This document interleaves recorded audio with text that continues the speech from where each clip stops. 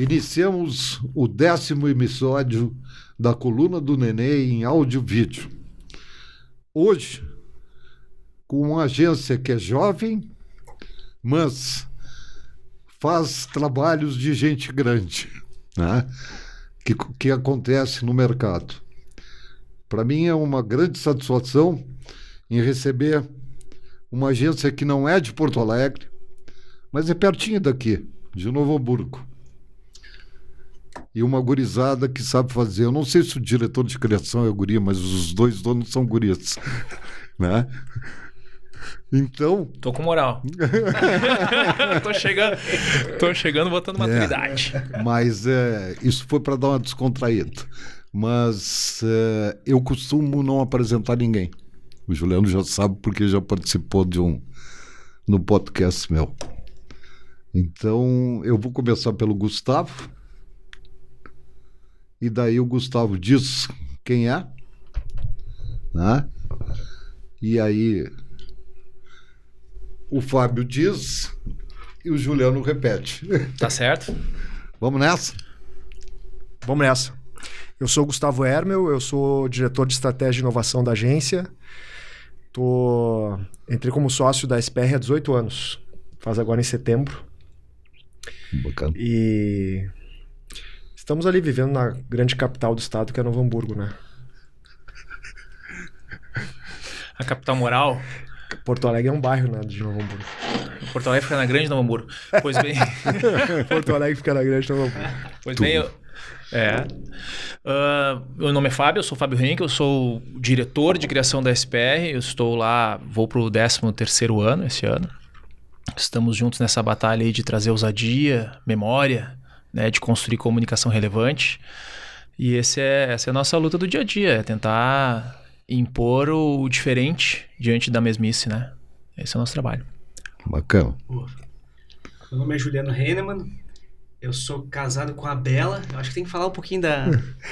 Viu? Você vai me deixar mal agora. E tenho três filhos, né? Três filhos. Três filhos. Eu pensei que tu tinha 2. A mais velha é a SPR com 26 anos.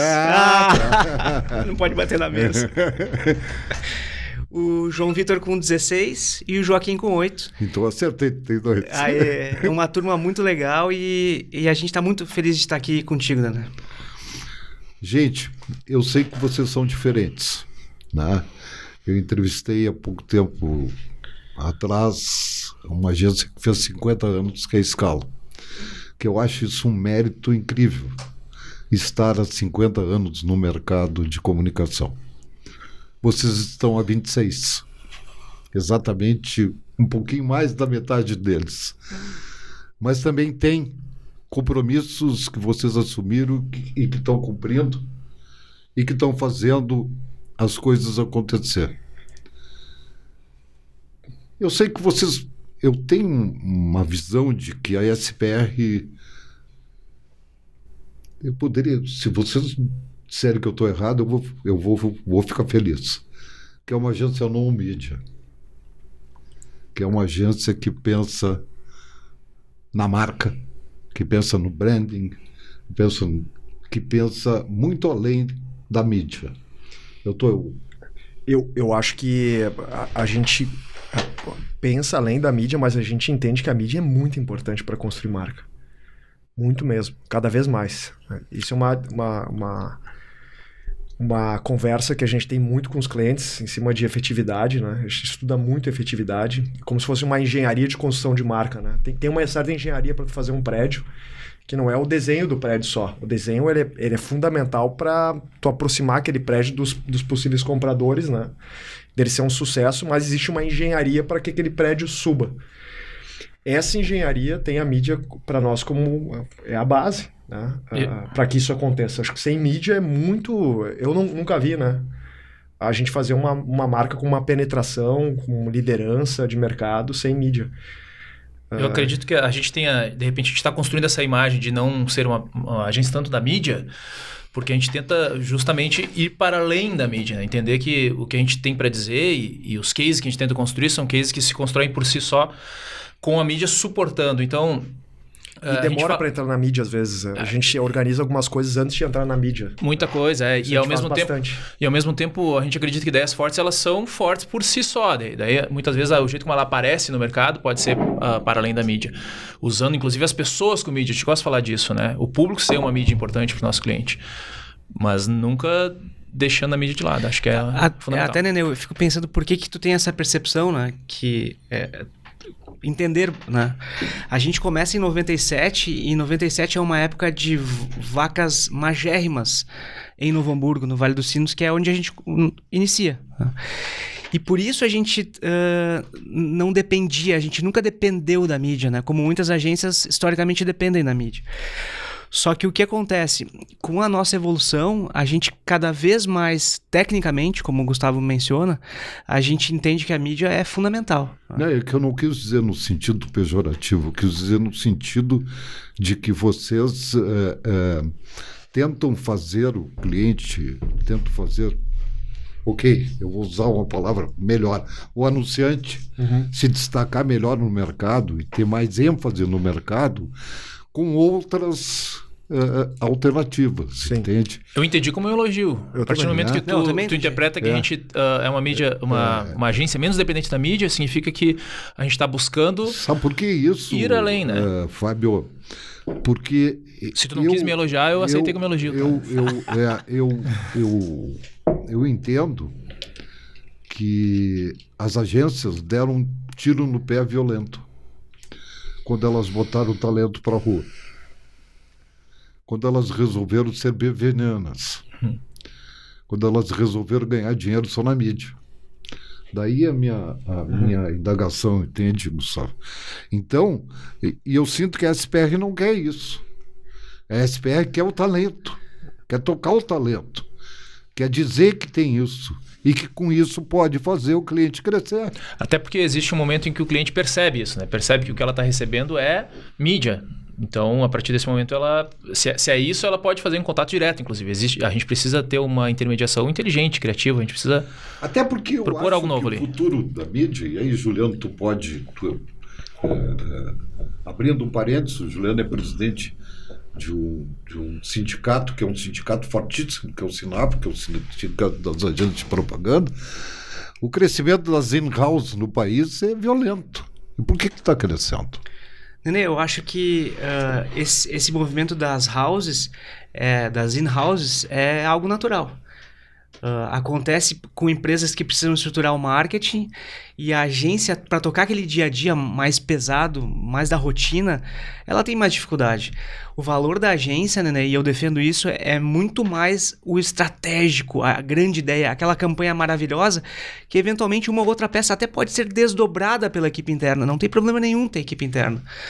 Mas deixa eu voltar ao assunto anterior, que essa característica da gente nascer não dependente de mídia e essa percepção que tu tem, que eu também entendo como elogio, que eu acho que nos faz chegar em 26 anos também. Porque o que fez com que as agências sofressem muito foi que elas dependiam única e exclusivamente da mídia e essa realidade deixou de existir há um tempo atrás e daí elas foram pro buraco, né? Então a gente tem uma história que é um crescente quase que constante, né, de 26 anos. A gente aprendeu a ganhar dinheiro de outras maneiras, né? A gente teve que aprender a ganhar dinheiro de outras maneiras naquela época. Quanto houve, Gustavo, por exemplo, eu não vou citar nomes de clientes porque não é bom. Com o surgimento e cada vez maior das in-house, o que está acontecendo com a mídia hoje desses caras? Está sendo comprada pelo departamento de compras. O departamento de compra compra prego, compra cimento, compra colchão e compra mídia. Quando mídia é uma coisa muito séria, é estudiosa, sabe? Ela tem curso, ela tem uma série de fatores que tu possa chegar nela. Aí tu entrega. Pensa comigo, o cara compra prego e compra mídia. Não tem como ele comprar bem mídia, né? Vamos imaginar que esse cara tem uma boa agência, ele vai dar uma boa oportunidade para essa agência fazer uma compra estratégica de mídia. Essa empresa, quando tiver essa entrega qualificada dessa agência, não vai mais comprar mídia.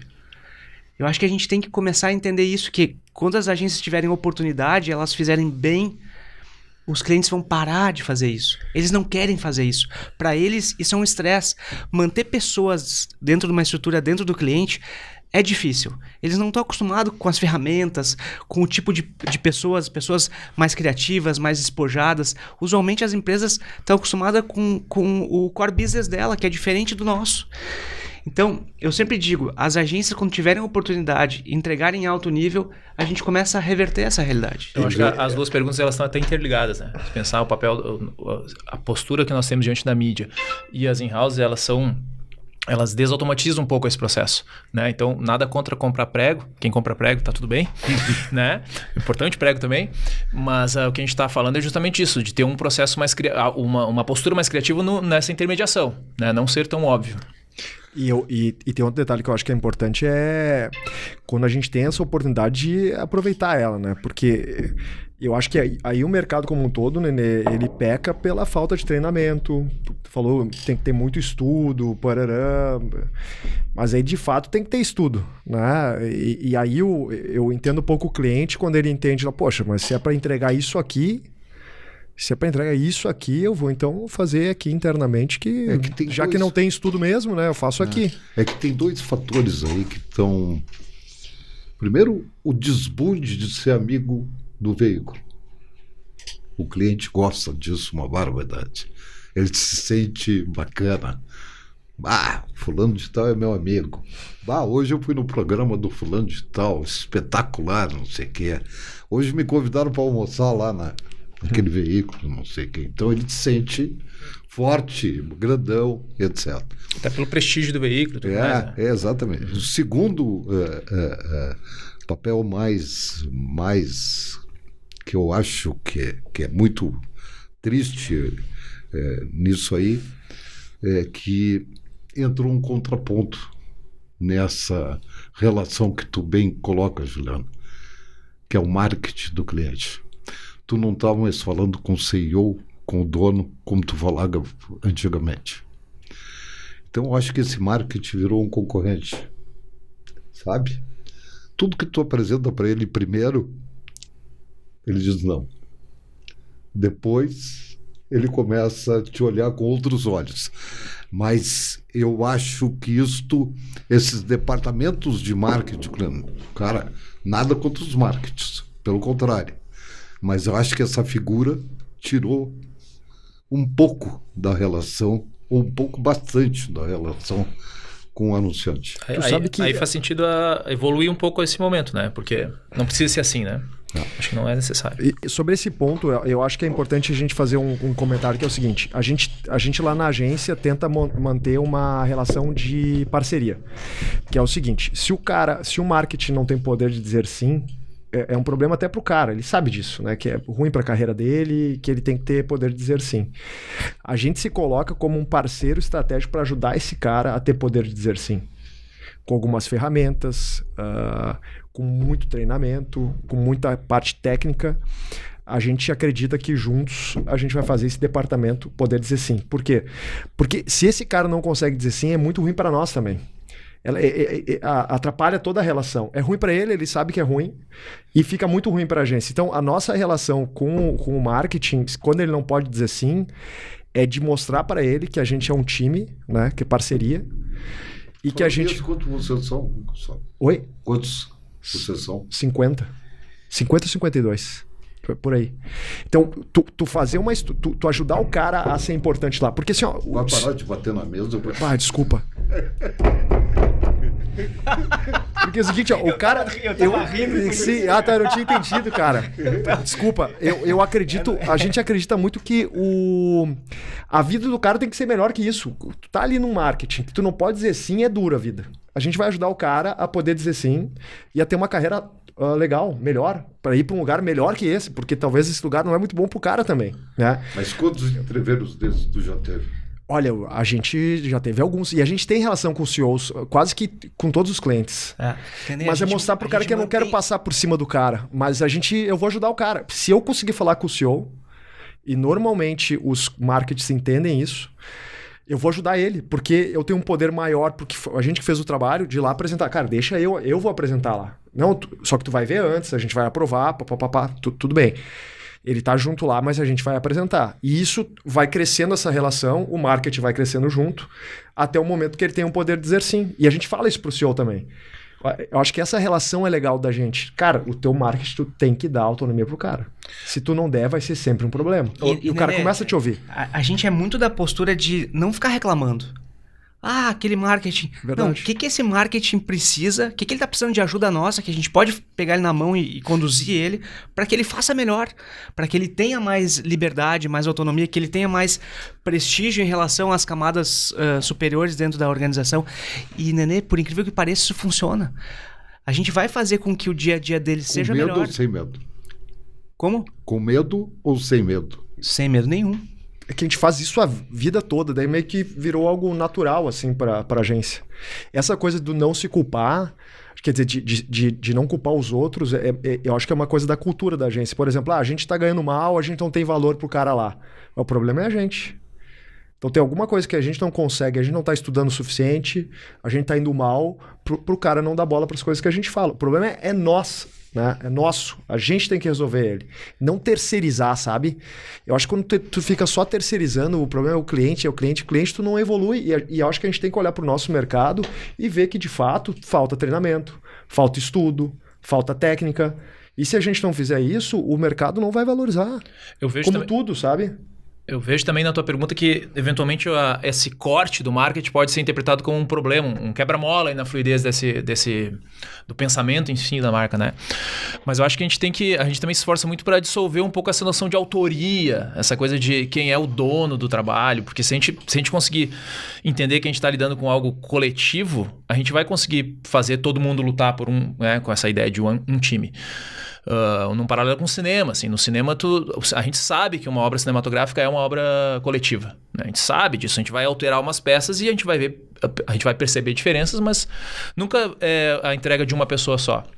A gente precisa passar isso. Eu acho que nas reuniões, na troca com o marketing e tudo mais, nas discussões que a gente tem, nos cortes que a gente faz ao longo do trabalho e poder dividir com o cliente, com o marketing no momento certo, a gente consegue dissolver um pouco essa autoria e no final tem um entendimento que a entrega é um trabalho coletivo. Eu acho que o nosso papel, inclusive, no processo criativo é poder dar voz para todo mundo e fazer a pessoalidade de todo mundo aparecer nas decisões criativas, nas decisões de mídia e tudo mais, para que a gente possa, no final, entender, olha, essa entrega que a gente faz coletivamente. Uhum. Se a gente tiver essa interpretação, a gente consegue fazer todo mundo se sentir parte do trabalho e, no fim, todo mundo lutar por ele. Ô, Nenê, a sensação é que é um trabalho que é nosso. Não é da SPR ou do cliente. É construído a quatro mãos. Considera o cliente ou vocês são um departamento e fazem parte dele? Que é o que tu também respondeu. Olha, Nenê, a gente considera... a gente chama como cliente, mas a gente veste a camiseta como se a gente fosse... como se a gente fosse parte da organização. E que fala a real pra ele. Acho que isso é uma coisa que é importante da agência. A gente fala pra ele as coisas, sabe? Cara, isso não tá legal. E já perderam... Já. Sim, já perderam relação. Não vamos falar como. Perderam relação por causa dessa verdade de vocês? Eu acho que sim. Eu não lembro assim de alguma coisa específica de ter dito uma coisa pro cara e o cara... Talvez isso possa ter impactado e a gente perdeu uma conta depois e a gente não sabe disso. Eu não lembro agora de cabeça. Mas eu sempre vi isso como uma coisa bem benéfica. Se tu falar de um jeito legal, né? Se tu falar de um jeito assim para machucar o cara, não funciona. Mas eu acho que a gente perdeu muito mais contas pelo dia a dia. A gente ter... a relação do dia a dia é muito dura, né? A gente tem que estar sempre olhando para essa relação, entender o que está acontecendo ali. E às vezes a gente está falando muito de estratégia, criatividade. Vocês têm um limite disso? Oi? Vocês têm um limite? Vamos supor, a agência hoje tem 10 contas. Estou aqui brincando no número. Você tem um limite? Nosso limite é 12. Nosso limite é 8. Hoje não tem um limite. Não tem limite. Não tem limite. O que acontece, Nenê, é que a equipe que tem hoje consegue atender X demanda, né?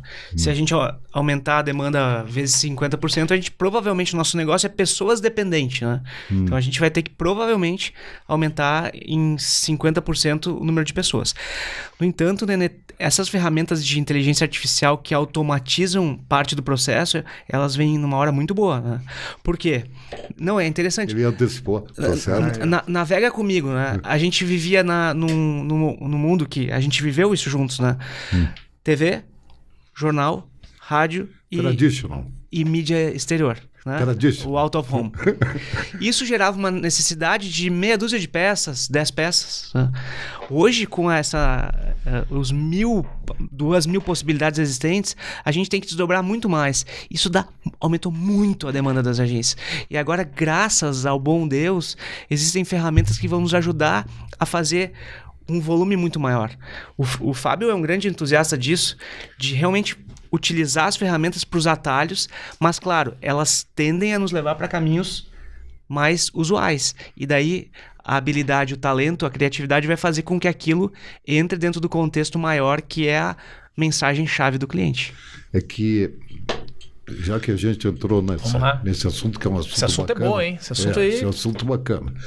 A gente vai falar dele muito... Vamos falar durante bastante tempo, inclusive. É um assunto que está longe de ser resolvido. Não tem. Né? Por enquanto ele é para o bem e para o mal. Né? Então a gente pode falar dele bastante. Né? Porque esses extremos são gostosos. Né? Dependendo de como tu interpretar. Perfeito, né? Perfeito. Mas o que eu digo, colaborando contigo, Jana, que tu levantou muito bem. Nós tínhamos antes 10 players para anunciar, né, ou para fazer reverberar as nossas coisas, para 1.000 anunciantes. Hoje nós temos o contrário, nós temos 1.000 players para anunciar para 10 anunciantes. Sim, é uma nova realidade. O mercado acho que encolheu em termos de... Por isso que eu comecei dizendo que vocês fazem muito melhor e fazem muito bem em serem, de novo, no mídia e estrategistas e planejadores do que serem o que todo mundo quer fazer, né? Que acaba não dando certo. Quando tu fala em relação a essa difusão daí tu tá falando de plataformas, inclusive, né? Difusão de possibilidades de visualização. A gente tem 1.000. Uma riqueza enorme de onde mostrar a minha mensagem. E isso impacta em vários aspectos. Um deles é que a mensagem se enfraquece, na medida em que ela chega um pedacinho para mim, né? Eu vou lá no ponto de venda e vejo, sou impactado por uma telinha lá e recebo uma parte da informação. A gente está contando uma história que vai se transmite, enfim, vai se diversificar por aí. E isso vai dar muito mais trabalho quando a gente está falando de replicação, por isso que a história da in-house faz total sentido, porque existe muita adaptação nesse processo para te contar uma história em várias plataformas, mas a gente tem que ter uma história. E essa história ela vai ser contada se ela for uma história que tem força suficiente, inclusive, para reverberar dentre as pessoas. Por isso que eu gosto de pensar nas pessoas como mídia. Né? É um pensamento mais conceitual, mas que me ajuda a entender. Se eu tenho uma história que acontece, que gera o share, aí ela vai começar a aparecer nessas plataformas diversas. Com a inteligência artificial, o que tu vai fazer com essas pessoas? Com as pessoas que estão contando a história? Porque eu estou falando das pessoas que estão contando a história. Tu está falando um pouco das pessoas que vão produzir a história, né? Exatamente. A gente está diante de um perengue, né? A gente está diante de um nevoeiro, né? A gente está andando e acelerado e tal, mas é um nevoeiro. A verdade é essa. A gente não tem convicção do que está ali na frente. Mas a gente sabe que a mudança Antes disso, teve o metaverso, né? Teve o metaverso que veio, né? Agora a gente tá... Antes do metaverso teve o Second Life, que foi pior ainda. Ô, Nenê, eu vou te dizer, eu até acho que a gente vai parar de falar de inteligência artificial. Perfeito. Logo, porque vai fazer tão parte do nosso dia a dia. E outra, as agências e todo mundo que se ligar na parte boa da inteligência artificial para produzir essa questão de escala... vão poder pensar mais, vão poder ser mais estratégicos e parar de fazer trabalho braçal. Eu só vejo com bons olhos. Eu até acho que logo, no meio do ano que vem, a gente vai estar falando quase nada. E o metaverso, eu acho que tu matou a charada. A gente não fala mais de metaverso. Mas o que o metaverso trouxe de realidade imersiva, de trazer as pessoas, poder colocar elas do lado do implemento agrícola, por exemplo, gigantesco. A gente tem um cliente que trabalha em implemento agrícola. Como é que eu faço para levar aquele troço gigantesco para quem eu preciso demonstrar? É uma logística infernal. Eu ponho um óculos de realidade virtual, que é um metaverso, né? Mas é uma realidade imersiva, e esse cara consegue olhar, tocar, apertar no botão. Olha só que coisa boa. Não serve para todo mundo, mas para quem serve, vem perfeitamente. O impacto no mercado vai para além disso, né? A gente está pensando também Como é que se organiza? Como é que se organiza a coisa a partir do momento em que o cliente pode gerar a imagem, por exemplo? O briefing agora é uma imagem, ele pode gerar a imagem que eu quero o anúncio com essa imagem e com esse título, e aí tá pronto. Cadê a história? Que história ele está contando? Está na mão de quem a história? Volta naquele papo que a gente estava tendo sobre como é que a gente se conecta com marketing, como é que o marketing e a agência estão construindo, que história eles estão construindo juntos, porque essa defesa é antiga, não é de hoje, que a gente defende que a gente tem que estar mais atento e mais trabalhando com mais força no trabalho mais inteligente, e o braçal tem que se automatizar. Tá aí a ferramenta para automatizar. Né? Agora, se a gente vai fazer parte de quem está contando a história relevante, essa é a nossa batalha, né? Ser parte dessa história. Sabe o que aconteceu? Uma coisa gozadíssima. Eu fui revelar que eu tirava as opiniões da minha coluna consultando o chat. Uhum.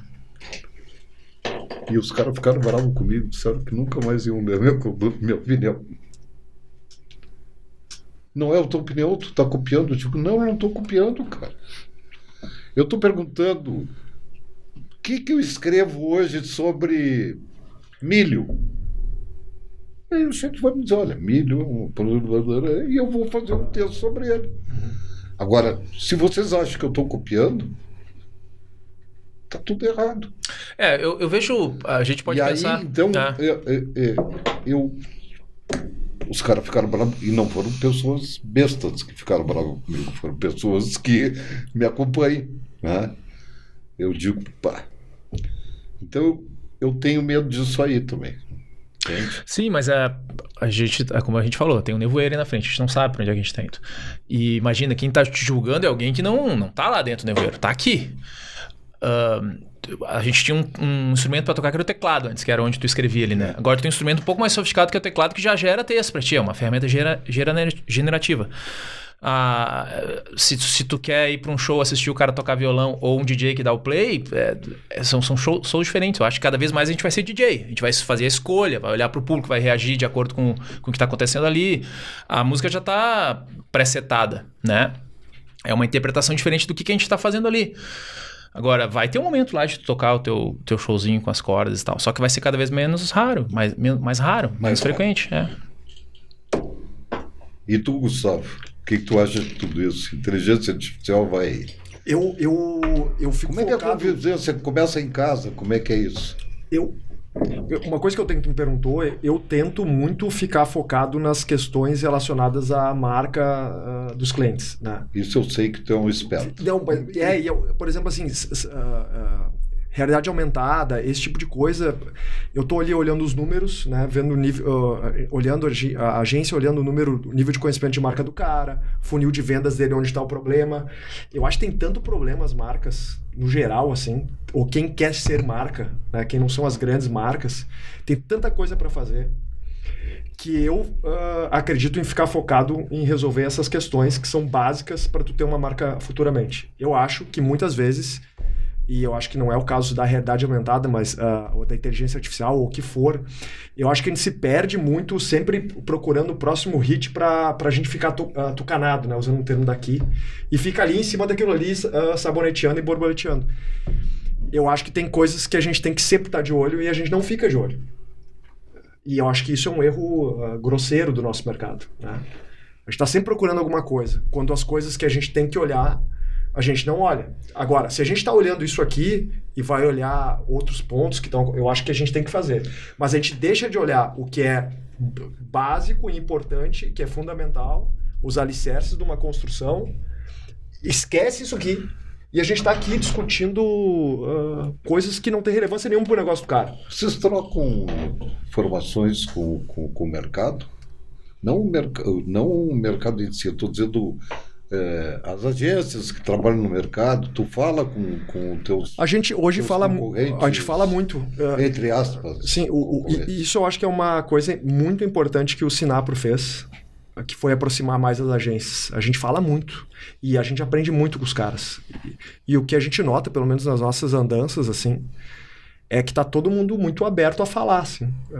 Tá, e como é que tu faz? Como é que tu cobra isso? Isso aqui que tu estuda? Como é que tu buscou essa informação? Porque se a gente deixar esse mercado mais forte, que é isso que eu falei antes, lá atrás, que é uma crítica Todo mundo vai ganhar com isso. E outra, os profissionais vão viver disso. Outra coisa que a gente fala lá, o cara que está trabalhando para ti, ele é um profissional. É um cara que está estudando, técnico, que está aqui há anos, né, dentro da operação. Vive disso. Não é uma brincadeira para o cara. Sabe o que me assusta disso, Gustavo? Que realmente a gente tem esse talento todo. Que realmente a gente estuda. Tá? Tu acha que a gente estuda tanto assim? Eu não, tu sim. Eu acho que o mercado em geral... Forma e vai. Eu acho Pô, aí chega... Conar. Não tem um representante do Rio Grande do Sul. ABA. Não tem nenhum representante do Rio Grande do Sul. Aliás, não tem nem ABA no Rio Grande do Sul. Né? Que hoje é a maior associação, né? Associação Brasileira de Anunciantes. Né? Aí tu vê a SPM montar um conselho consultivo. Não tem um gaúcho. Que isso? Por quê? Por que isso? O que é? Tá faltando força? Tá faltando que a gente grite, que a gente ensile de novo o cavalo no obelisco? O que está faltando? Nenê, talvez estejam faltando essas pessoas, tá? Mas por outro lado, de repente a gente pode falar desse lado bom, tá? O Gustavo mencionou o que o Sinapro tem feito. Nenê, o que a gente tem feito no Rio Grande do Sul, o Brasil inteiro tá olhando e tá admirado. Quer colocar de verdade agências frente a frente falando de como elas resolvem problemas e desafios do seu dia a dia, tá? Agora, eu vejo as agências e os nossos profissionais com muito pouco tempo, né? Isso é um mal, parece, de quando a gente vive, né? Parece que não tem tempo para nada. E a gente está conseguindo fazer... tem cara que não atende telefone. A gente está conseguindo reunir as pessoas nos eventos do Sinapro. Tem gente, Jurandir, que liga hoje em dia ainda. 80 pessoas no último evento do Sinapro. E olha só que interessante, né? Fenapro, esse do dia 13, não é? Fenapro convida pessoas para fazer parte do conselho do SEMP, tá? Só que o que acontece? E convida várias pessoas. As pessoas não aceitam o convite. Tá me coçando. Porque elas não têm tempo. Para. Então, assim, é uma questão que as pessoas têm que ter. Isso é ridículo, cara. Porque esse investimento de estar presidente do Sinapro, eu sou a pessoa, mas quem tá fazendo é a SPR. Porque eu paro de fazer as coisas da SPR para... Sim, a assessoria do Sinapro é uma empresa que te atende, né? Assessoria de imprensa? É. Sim. Que é um trabalho dobrado, né? Trabalho dobrado, isso aí. Mas o que eu digo? Que e a gente tem uma diretoria interessante lá. A gente tem representantes de várias agências muito importantes que param no seu dia a dia para doar para o mercado. Eu acho que quando a gente tiver mais essa disponibilidade, a gente vai ter presença na ABA, a gente vai ter presença no CONAR. O convite e a possibilidade existe. Eu acho que falta tempo e energia dessas pessoas. Tempo ou medo, cara. De novo, vou repetir a palavra. Eu gostaria que... Eu acho que é tempo. Nós já tivemos presença, se não temos mais. O Paim não foi da FENAPRO? O Fernando Silveira hoje é diretor da FENAPRO. Então... Hoje tem uma questão que eu acho que é importante, que é, por exemplo, o trabalho que o Juliano faz, tem uma estrutura hoje na agência. Eu fico imaginando se a agência fosse uma agência pequena hoje. Tem 7 diretorias lá. O que possibilita que o Juliano possa... Imagina se fosse só Delegar. Imagina se fosse só tu. A agência seria penalizada. Muito. Tu acha? Eu acho que sim. Hoje ela não é penalizada e ela só tem ganhos. O Frente a Frente é um evento, por exemplo, que hoje é um dos eventos mais importantes, que eu particularmente participo. Eu vou lá para aprender com os caras e aprendo, né? Mas hoje, se não tivesse a estrutura que se tem, e são 7 diretorias mesmo, que possibilita que o Juliano possa participar e se doar e ficar tranquilo que as coisas vão acontecer. Agora, com outras estruturas, olha, eu acho que prejudicaria as agências dos caras. Então, eu acho que tem a questão também de tempo, sabe, né? Muito, aliás. Mas parece que os caras atendem aos maiores custos do Brasil, que tudo exige não sei o quê. Talvez seja, inclusive, o contrário, né? Se tu olhar para os anunciantes. Mas a realidade de investimentos que a gente tem... Mas tem as contas pequenas, muitas dão mais trabalho que as grandes. Muitas vezes, né? Eu ia chegar lá, eu ia falar que A gente vê grandes lideranças saindo do Sudeste, porque o Sudeste tem estruturas maiores, mais robustas e consegue botar suas lideranças nessas condições, né? Tá, mas quantos o Rio Grande do Sul antes tinha fama de exportar talentos, né? Para São Paulo. Continua fazendo isso. Né? Mas muito mais, né? Hoje eles não vão para lá, eles continuam trabalhando aqui, mas eles agora estão voltando, né? E estão pedindo emprego aqui de novo, né? Não, e esse tem o fenômeno home office pra gente pensar aí, né? O fenômeno do home office. Pois é. Que é um fenômeno para ti. Me diz... Porque a gente tá... Como é que a gente pensa em home office com inteligência artificial? Tu me pergunta como é que fica o home office no momento em que tem ferramentas de geração de tudo. A verdade é que o cliente também tem, o concorrente também tem, então a gente tem que usar tão bem... Se antes nós tínhamos as ferramentas que era o lápis, que era o papel, que era o cérebro, a gente tá todo mundo com essas ferramentas aí. Esse era o jogo. Tu fala com o concorrente? E esse jogo, só concluindo a minha resposta, esse jogo é um jogo de quem jogar melhor com as ferramentas que estão aí. Então, o que eles têm que fazer em casa? Usar bem, ter grandes ideias relevantes, contar histórias interessantes, que as pessoas prestem atenção. É disso que a gente está falando. Mas tu fala com o concorrente? Sobre futebol? Sobre o quê? Eu acho que o nosso papo é mais esse. Eu falo de tudo com o cara. A gente fala com os concorrentes. E tu sabe... que para você facilitou a vida por causa desse interface que vocês têm, por causa do Sinápico. A gente fazia isso muito antes. Fazia? O Gustavo... Porque me parece que onde que vocês vivem, ninguém fala com ninguém, né? Não, aí que tá. Eu acho que é muito uma iniciativa nossa, desde sempre. A gente fala com os caras. Eu tô falando sério. O Guga... Onde vocês vivem, ninguém fala com ninguém. Talvez a gente é a única que fala com todo mundo lá, que a gente fala com os caras. A gente faz questão de falar com todo mundo. O Guga Ketzer, tá? Foi meu colega na PUC.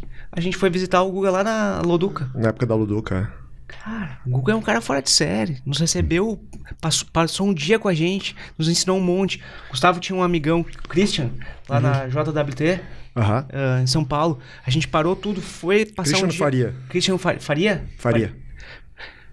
E a gente faz isso toda hora. A gente vai almoçar com o pessoal da Conjunto, com o Márcio Coelho e Fernando Silveira da Brívia. O Arthur Bender. A gente foi, almoçou, passou 3 horas conversando com o Lucas conseguiram almoçar com os caras da Brívia? Claro, por que não? Não. O Lucas Feltz da WT, a gente já comeu alguns churrascos. Não, o Lucas... O pessoal da ProTarget. O Lucas quem me apresentou foi tu, né? E claro, né? O frente a frente coloca todo mundo ali pra conversar. A gente faz uma meia hora antes e depois o pessoal fica conversando. Então, o pessoal da Batuca, a gente foi lá, Bento, conversar com eles. Entender o que eles estão fazendo. Estão crescendo pra caramba. Maravilhoso. E eles, tu vê os caras, eles vocês viram a sede deles em Porto Alegre? Não, em Porto Alegre é espetacular. Eu acho que o mercado nunca trocou tanta informação. E de novo, eu acho que culpa... Agora me surpreende lá, porque eu pergunto na terra de vocês e ninguém sabe nada. Vocês são os únicos que estão dizendo alguma coisa mais. Se quiser saber, liga pra gente, a gente está sabendo de tudo. Exatamente. E eu acho que o nosso negócio também lá, se for analisar em Novo Hamburgo, eu acho que a gente tem um cliente, 1 ou 2, só em Novo Hamburgo. Os clientes são todos de fora de Novo Hamburgo. O que vocês têm em Novo Hamburgo? A gente tem a FENAC em Novo Hamburgo hoje. Só? Que é um cliente listado. De contas de FII, só. Só, né? Eu não tô cometendo nenhum erro aqui. Não. E o restante fora? Todos fora. Porto Alegre, São Paulo. Porto Alegre é prefeitura de Porto Alegre. Não, a gente tem prefeitura de Porto Alegre. Ibasa. Senar. Farmácias Associadas. Senar. Quem mais aqui que a gente pode estar esquecendo? Em São Paulo a gente tem Husqvarna, Helm, que são 2 multinacionais. Caxias a gente tem Randon. Frasle, que é São Paulo e Caxias também, mas o pessoal do Frasle Mobility, empresa listada na bolsa, empresa gigante. O marketing fica em São Paulo e uma parte do marketing é operação aqui, então a gente lida com aqui e lá. Quem mais aí? Isso é o problema de ficar falando dos clientes, às vezes a gente esquece de todos os clientes. O Nick fica em São Leopoldo. Que é uma empresa espetacular. Fantástico. Espetacular, faz banda para eu fiz pneu. Só para então, se for analisar, a gente tem a gente está muito lá porque a gente nasceu lá, né? Do vale. A gente nasceu lá. Não, interessante, né? A gente nasce... Vocês tiveram uma marca Volkswagen também, né? Carburgo a gente atendeu lá há muitos anos. Na época que as revendas eram uns grandes anunciantes, né? É. Mas, Nenê, aquilo de nascer em 97, numa época de vacas magras, em Novo Hamburgo, nos deu esse traquejo de não depender da mídia. Como é que nasceu? Vamos lá. Nasceu, Nenê, meu pai é arquiteto e minha mãe é formada em Belas Artes. Então, eu vivia num contexto de arquitetura, né? E sempre vi os dois trabalharem muito, muito. E pra mim era uma coisa que era tão legal ver os dois trabalhando bastante. E chega a época de decidir o que o cara vai fazer. Eu tinha a opção de arquitetura, que seria o mais natural. Meu pai tinha sido abduzido para exportação de calçados, então ele estava bombando na exportação de calçados. E eu olho para essas duas alternativas e penso, meu Deus do céu, né? Para que lado que eu vou? Só que eu sempre adorei publicidade. Os comerciais, os anúncios de revista, eu ficava horas olhando as revistas e ficava mais nos anúncios que nas reportagens. E daí eu escolho o que é mais difícil, que eu não teria nenhum QI, né? Nenhum que indica. E dou um peitaço. O Gustavo de vez em quando fala, a agência começa com um fax, né? Era eu, um amigo, 2 cadeiras e um fax. E um computador que a gente tinha, né? Fizesse aonde? Era... Não, a tua formação. A formação. PUC, começa na PUC, lá que eu conheço o Guga Ketzer e várias outras figuraças, Zé Conorato, tudo foram colegas. Depois Famecos, tu é filho da Famecos. Famecos, depois Unicinos, depois SPM. Daí as pós, né, e tal. Mas, Nenê, ela nasce, de novo, numa crise, e isso nos forja e faz com que a gente chegue em outros mercados. Por exemplo, quem foi teu primeiro cliente? O primeiro cliente foi o Carlos Lau, da Formaskunz. Formaskunz? OK Center. OK Center. E logo em seguida uma loja, uma rede de lojas de telefonia celular da Celular CRT, olha só. Faz tempo isso, né? E eles vendiam celulares na época que a linha era caríssima e o celular era caríssimo. O que eu aprendi na Famecos? Aqueles workshops, né? Que tinha que produzir bem, tinha que ter uma ideia e ela tinha que ser produzida. Então, logo no início da SPR, no 2º, 3º mês, não sei se tu te lembra disso, a RBS fazia um concurso do melhor comercial de rádio veiculado em todas as rádios do grupo RBS, que na época era Rio Grande do Sul e Santa Catarina. E a gente, no 2º mês, a gente ganha, uma agência totalmente desconhecida, e no 3º, 4º mês a gente ganha de novo, com outro comercial dessa rede de lojas. Por quê? Porque a gente já pensava muito, criava muito bem. Quem era a gente? A gente, nessa época, eram... eu acho que já eram umas 3, 4 pessoas. Tá? E com isso a gente se destacou. E a gente foi ganhando corpo. E olha que interessante. Lembra do festival, do Salão do Mercosul? Sim. Que eram as agências fora das agências das capitais. Né? A gente descobriu essa premiação, ela se realizava em Santa Maria, e a gente começa exatamente. A ganhar uma agência do ano todos os anos. E aquilo fez com que a gente fosse percebido como uma agência que não estava, no caso, em Porto Alegre, mas a mais importante, a mais criativa. Nos deu uma luz, assim, nos chamou muito a atenção. Então, alguns momentos importantes dessa história. E esse nome veio de onde? O nome começa com spread. Spread é espalhar, difundir, divulgar. Só que esse nome em inglês... o nome em inglês num país de língua portuguesa brasileira é muito complicado. Atrapalhava muito, muito. Eu fui numa reunião na Freios Controil, que hoje quase que volta a ser nosso cliente, porque a Frasle compra a Freios Controil. E o diretor de marketing, reunião de board, né? Aquelas reuniões lindas, assim, né? E na hora de me apresentar, ele disse, aqui é o Juliano, que vai apresentar a campanha, o Juliano da agência. E aquilo me chamou a atenção. Por que ele falou Juliano da agência? Eu cheguei e perguntei pra ele, Nauraci de Almeida. Nauraci, por que tu falou Juliano da agência? Tu acha que eu vou arriscar, Juliano, falar o nome da tua agência, um nome complicado em inglês, na frente dos meus diretores todos? Pá. Naquele mesmo dia eu chego na SPR e tu lembra como é que era o fax? O fax era assim, ó, tinha um cabeçalho que dizia da empresa tal, para a empresa tal, claro. X folhas. Né? Esse era o cabeçalho do fax. Eu cheguei lá, meio zonzo com aquela resposta do cara, e no cabeçalho do fax, todo mundo que enviava para spread. Ninguém escrevia certo. Então a gente decide, foi uma decisão muito acertada, cortar, abreviar o nome. Então spread o SPR vem de abreviação de spread. Que bacana, cara. Isso pouca gente sabe, né? Mas olha aqui, os colaboradores, todo mundo que entra recebe essa informação. Uhum. Mas o mercado em si não... eu acho que é pouquíssima gente. Não sabia. Inclusive, esse cara que vos fala. Sabe quase tudo, né? Ou tudo. Eu não sabia. Não sabia mesmo. Tu acabou não me respondendo direitinho. Eu não fiquei feliz com a tua resposta de inteligência artificial. Vamos voltar no tema? É um tema bom, né? Voltar. Não fiquei feliz. Tem muita gente dizendo que a IH vai voltar. A IH? Inteligência humana? Inteligência humana. Mas ela partiu? Ela partiu e não nos avisaram? Não. Porque tem gente já dizendo que ela partiu. Essa discussão de até tem vamos começar a falar de inteligência artificial, vamos começar a falar de tecnologias e vai sempre alguém me dizer o seguinte: o ser humano jamais será substituído. Essa frase vai vir, né? Alguém vai dizer: é impossível substituir o ser humano, sempre precisaremos do toque humano. Essa palavra sempre, ela é muito inadequada, porque o que significa sempre? Sempre nada vai ser para sempre, né? Então a questão a gente está discutindo uma questão cronológica aqui, o quando a gente está discutindo, não se. A gente não consegue olhar lá para frente. A gente tem que lidar com a nossa situação atual. A mudança, ela é a única constante.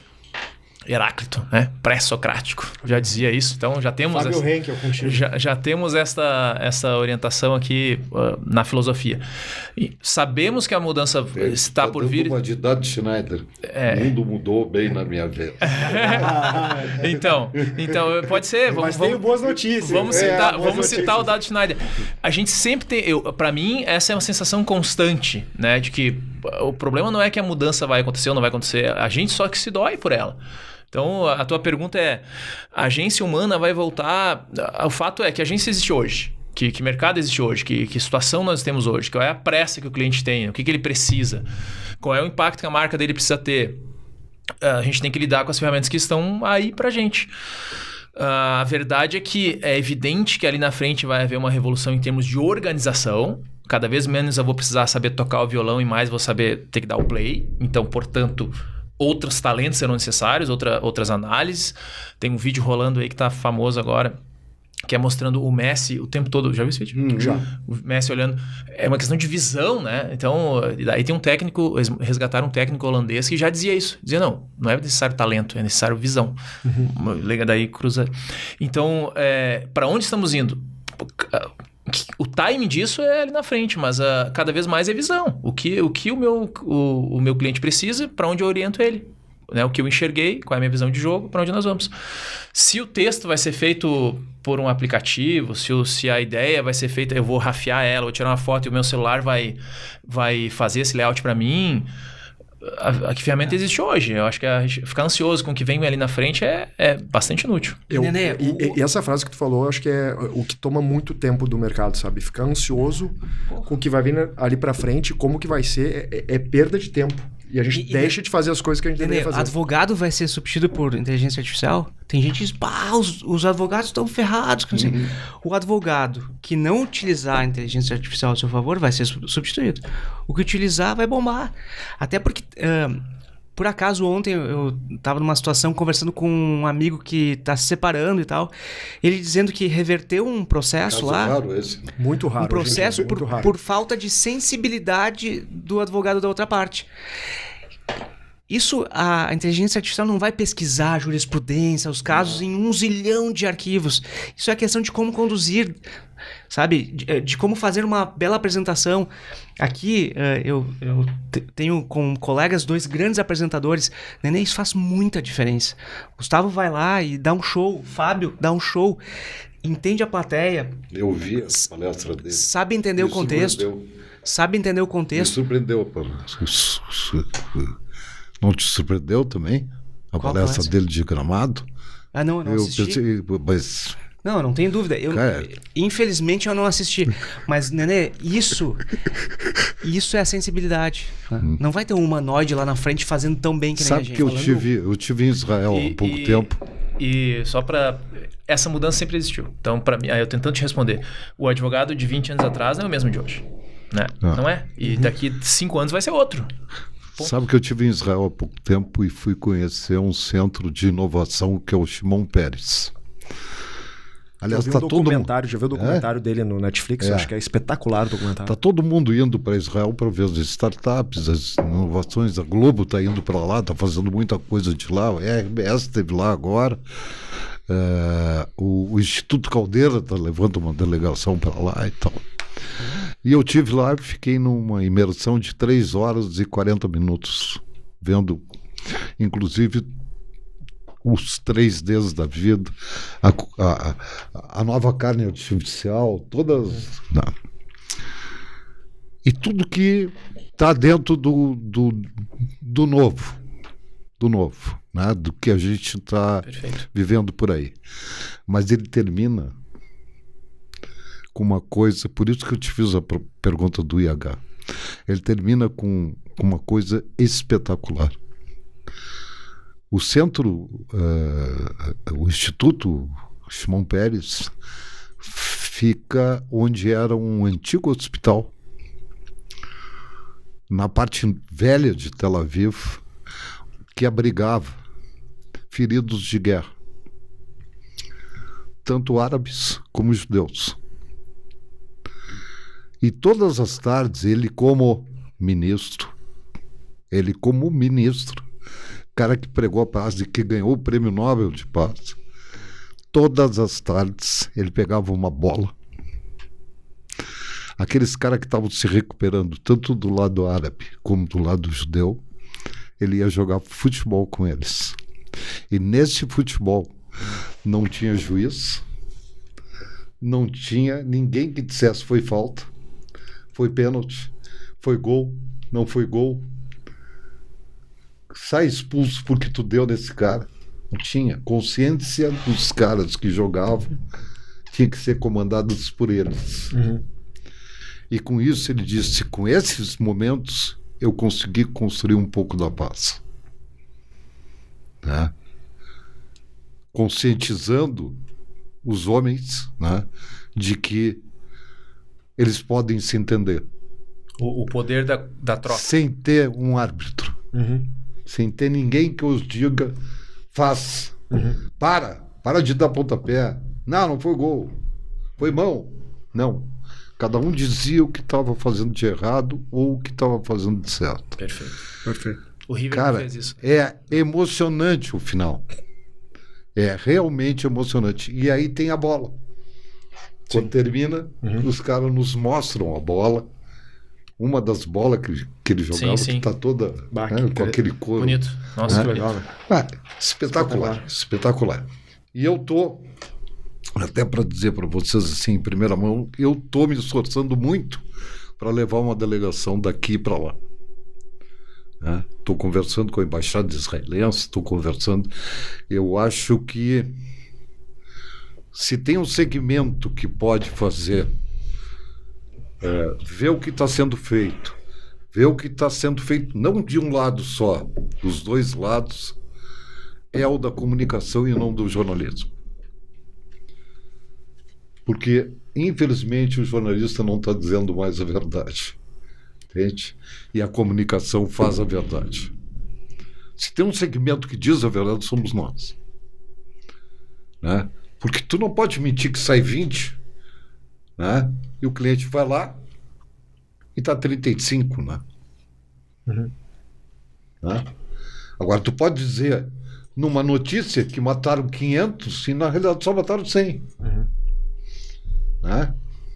Dizem que propaganda boa é o jeito mais fácil de quebrar uma empresa ruim, né? Porque se tu mentir lá, as pessoas vão até lá para ver e vão ver que é mentira, né? E vão quebrar uma empresa então ruim. A comunicação não mente, no meu entender, né? Eu tenho isso como formação. Aliás, eu nunca permiti isso, entende? Nunca permiti isso, né? E vejo que vocês fazem isso muito bem. E aí eu volto a repetir de novo. Os cuidados que vocês têm com a estratégia, com o planejamento, com a criação, para a gente conhecer. Caralho. Muito prazer. Parabéns mesmo. Entende? Acho que o acerto é de todos aqui, né? De conviver juntos assim. Eles sofreram um pouco, mas não. eu consegui me ajustar. Né? Por isso que eu digo que a SPR, né, é diferente. Nenê, a gente é um bando de malucos que são apaixonados por o que fazem. Exatamente. E daí o Fábio é um cara que está com 12 anos conosco. Pô, é um a gente tempo, né? Tem outras pessoas que estão há muito tempo. Elas vestem a camiseta de um jeito que a gente fica encantado. Eu acho que é um pouco culpa nossa, né? E interessante, no bom sentido, né? A gente tem uma relação, né, com todo mundo muito transparente. A gente não fica passando a mão na cabeça. Quem são os sócios? É tu, o Gustavo? É o Gustavo, a Gabriela e eu. A Gabriela está há quanto tempo? Ela entrou comigo, ela era funcionária. A Gabriela, tu 18 anos. O seguinte, cara, levou o cartão vermelho. Mas não do teu coração, né? Isso Não, nunca, né? só do lado contrário. Tá bom. Mas ela levou o cartão vermelho. E Nenê, por exemplo, o Fábio e outras lideranças importantes, elas têm participação nos resultados. Ah, é? Todos? Isso faz muita diferença, sabe? A gente tem as pessoas de um grupo que a gente chama de JEP, eles participam do resultado, muda a forma de encarar. O que é JEP? JEP é a Gestão de Estratégia e Planejamento. A gente se encontra toda segunda. Toda segunda-feira, Toda segunda-feira, independente de qualquer coisa. Sim, toda segunda-feira. Das 13h45 até as 15h30, 16, mais tardar, a gente olha para toda a SPR. Chova ou não chova, aconteça ou não aconteça. Assim, ó, né? No ano, talvez a gente fale 6 Sim, quando tu tá vezes. de férias. Quando um tá de férias, não. Quando um tá de férias, o JEP continua. Continua. Quando tem mais de um. Porque tem 3 fora do JEP, um tá em São Paulo, você tá em reunião, não pode. Aí não tem o JEP. A gente olha pra questão... Primeira pauta estratégica. Mas o Juliano já esteve durante as férias também, inclusive. É verdade. Então, todos nós, a gente dá um jeito. Tu tava numa mudança, tava... Olha só, a gente fala sobre a questão estratégica e passa todos os clientes. Todos os clientes. A mais alta liderança toda semana.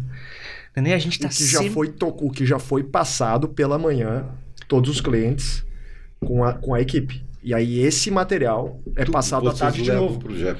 Então, assim, aí faça chuva, faça sol toda vez. Essa segunda-feira de manhã ela sempre vai acontecer. Tá. E o que pode não acontecer 5 vezes ao ano é o JEP à tarde. Ou seja, 2 vezes no dia, na segunda, a gente passa todos os clientes. Isso é quebra-pau ou é coisa salutar? Não, a gente tem uma relação... É que a gente já envelheceu um pouco, assim, né? Essa fase do quebrar o pau, assim mesmo...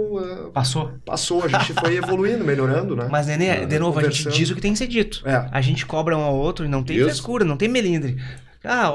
Até porque roda semanal, a gente tem que se mexer, porque a outra semana isso vai estar na pauta. Até porque todo mundo ganha com isso. Né? Com certeza. Tem uma coisa que a gente falou a gente tem um novo diretor comercial, que é o Biratã Fontoura, né? Que azar de vocês. E o Bira, a gente falou pra ele na chegada ali, a gente conversou um dia e disse, Bira, aqui, se tu errar, isso a gente vai conversar e a gente vai te apoiar e a gente vai corrigir. Né? O que a gente não aceita é essa coisa de não ser transparente, de não contar a verdade. Isso é uma bomba nuclear dentro da agência. Né? O erro não é uma bomba nuclear. A gente tem que aprender com esses erros. A gente tem todo erro lá na agência ele tem que gerar alguma ação, né? Para que isso não aconteça mais. Senão é burrice tu manter os erros. E foi, acho que uma das coisas da cultura que a gente falou para ele. Traz tudo. E aí, ele está se comportando direitinho? Se comportando bem. Poder se sentir à vontade. De poder dizer, cara, olha, eu errei aqui, ali eu não liguei, ou aqui eu não fiz o que a gente combinou. Dá real. O problema lá, eu acho que a gente tem um faro já, é quando tu começa a contar umas histórias, cara, a gente meio que... Ou se proteger demais, né? Tu assim, cara... demais porque... e aí tu Carotinha já morreu, né?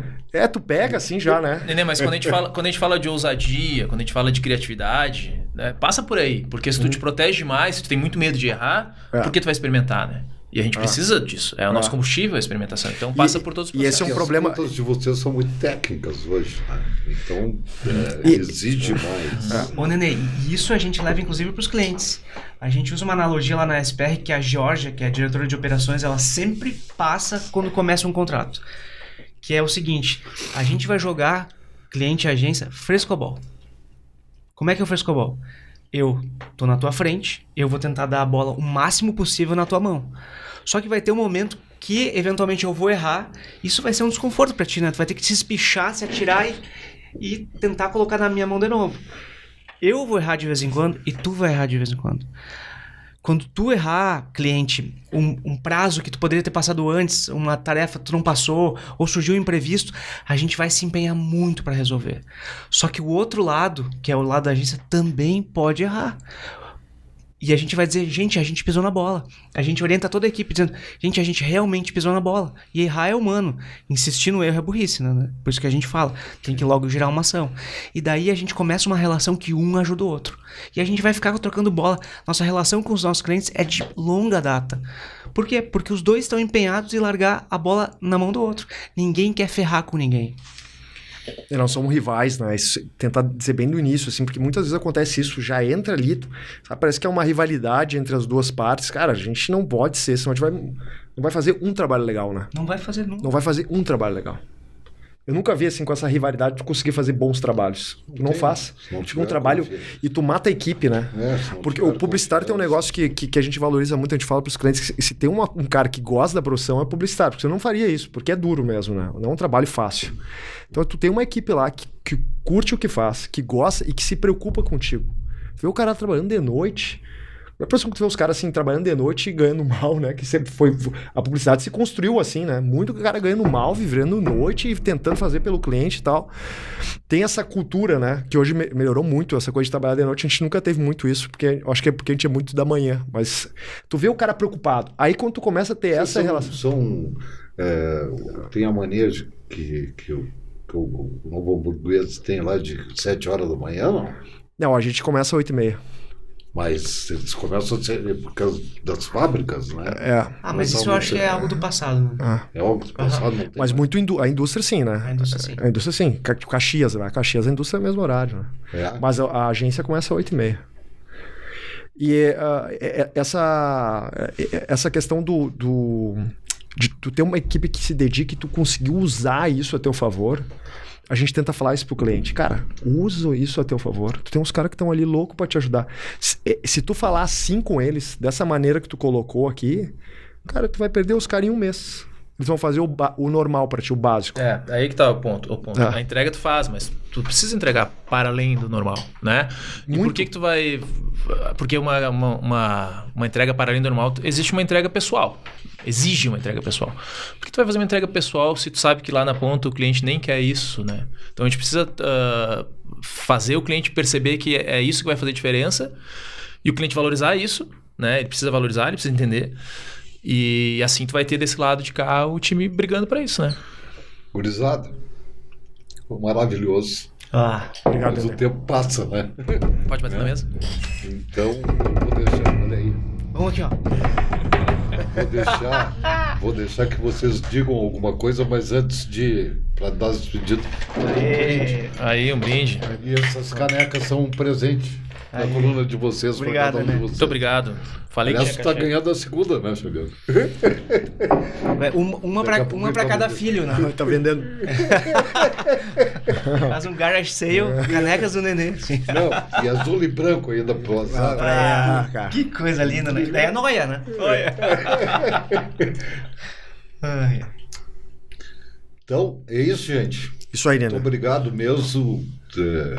Eu sei que, como vocês disseram, o tempo é uma coisa...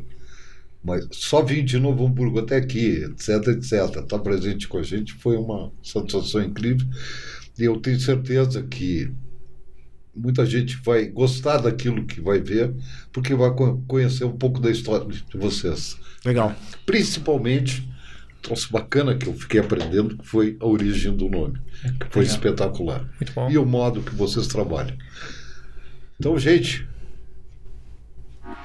Obrigado, Nemo. Obrigado. Valeu.